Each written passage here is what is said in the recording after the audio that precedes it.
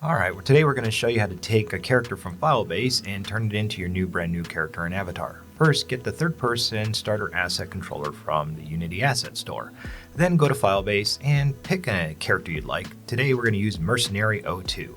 Once you grab that, make sure you extract the package and drop it into your Unity project.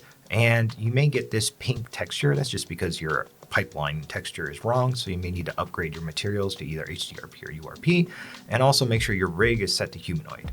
Once you do that, drop your character in and find your avatar and swap avatars in the animator, and now your character is now already applied inside this new character controller.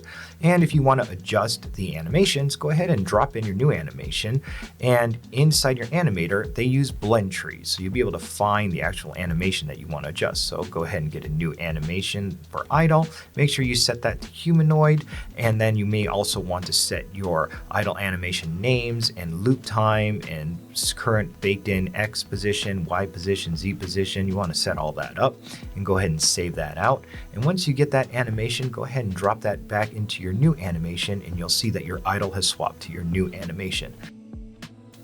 And that is how easy it is to add a brand new character into your third-person character controller using the Firebase assets available on the firebase.gamedevhq.com.